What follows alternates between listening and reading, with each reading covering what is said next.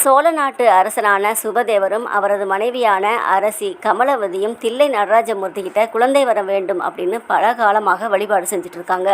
இறைவன் அருளால் கமலவதி கருவுற்றாங்க. முன் ஜென்மத்தில் தனக்கு கோவில் கட்டணும் அப்படின்னு நினச்சி தனது வாய் எச்சில்னால் வலை பின்னிய சிலந்திய அரசியாரின் கருவுக்குள்ள மகனாக மறுபிறவி கொடுத்தாரு. மகப்பேறு காலமும் வந்தாச்சு. அரசியார் பிரசவ வேதனையில் தவிச்சிட்டு இருந்தாங்க. அப்போ அரசபையில் ஜோதிடர்கள் எல்லோரையும் அழைத்து அரசர் இப்போ இருக்கக்கூடிய கிரக சூழ்நிலையை பற்றி சொல்லுங்கள், இந்த குழந்தை பிறந்தால் அவனுடைய எதிர்காலம் எப்படி இருக்கும் சொல்லுங்கள் அப்படின்னு கேட்குறாங்க. ஜோதிடர்கள் எல்லோரும் சொல்கிறாங்க, இன்னும் ஒரு நாளிகை கழித்து பிறந்தால் நல்லாயிருக்கும்.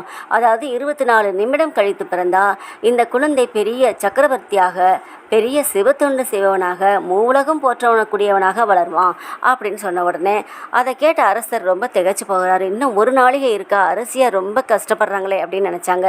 ஆனால் அரசியாருக்கு உடனே போய் தோழிகள்கிட்ட சொல்கிறாங்க, தனது கால்கள் ரெண்டையும் கட்டி தொங்க விடுங்க அப்படின்னு சொல்கிறாங்க.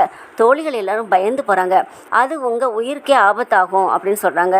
அதுக்கு நான் பொறுப்பு எடுத்துக்கிறேன், அதனால் நீ எனது கட்டளை நிறைவேற்றுங்கன்னு சொல்கிறாங்க. சொன்ன உடனே தோழிகள் எல்லோரும் அரசியாரின் கால்களை கட்டி தலைகளாக தொங்க விடுறாங்க. அதுக்கப்புறம் ஒரு நாளிகை முடிந்த பிறகு கட்டை அவிழ்த்து விடுறாங்க. பிரசவம் நல்லா நடக்குது. அதுக்கப்புறம் ஒரு அழகான ஆண் குழந்தையை பெற்றெடுக்கிறாங்க. அந்த குழந்தைக்கு கண்ணில் ரத்தம் அப்படி சூழ்ந்துருக்கு. மயக்க நிலையில் அரசியார் இருக்காங்க. குழந்தையை எடுத்துகிட்டு தோழிகள் அரசியார்கிட்ட காமிக்கிறாங்க. முதல்ல கண்களை தான் பார்த்தாங்க. மயக்க நிலையில் பார்த்தவொடனே எங்கோ செங்கனனா பிறந்தனன் அப்படின்னு கேட்டாங்க. கேட்ட உடனே அவங்க இறந்தும் போயிட்டாங்க. அந்த வார்த்தையவே, அதாவது அந்த சொல்லையே பெயராக கொண்டு கோச்செங்கன் அப்படின்னு பேர் வச்சு அரசர் நல்லபடியாக வளர்ந்துட்டு வந்தாங்க. உரிய பருவம் வந்த பிறகு முடி சூட்டினாங்க. சிவபெருமான் அருளால் முன்பிறவி ஞாபகத்தினால நிறைய சிவ ஆலயங்களை கட்டினார். அதுவும் முன் ஜென்மத்தில் தனக்கு யானை தானே தொல்லை கொடுத்தது. அதனால் யானைகள் நுழைய முடியாத அளவுக்கு மாட கோவில்களை கட்டணும் அப்படின்னு நினச்சி நிறைய 70 மாட கோவில்களை கட்டினார். 8 பெருமாள் ஆலயங்களை கட்டினார். தில்லைவாழ் அந்தணர்களுக்கு நிறைய மாளிகைகள்லாம் கட்டி கொடுத்தாங்க. கோவில்களில் பூஜை சிறப்பாக நடக்கிறதுக்கும், திருவிழா நன்றாக நடக்கிறதுக்கும், அமுதுபடி செய்கிறதுக்கும் நிறைய நிலங்களையும் புல்களையும் வாரி வழங்கினார். செங்கோல் முறையில் அரசாட்சி நடத்தினார்.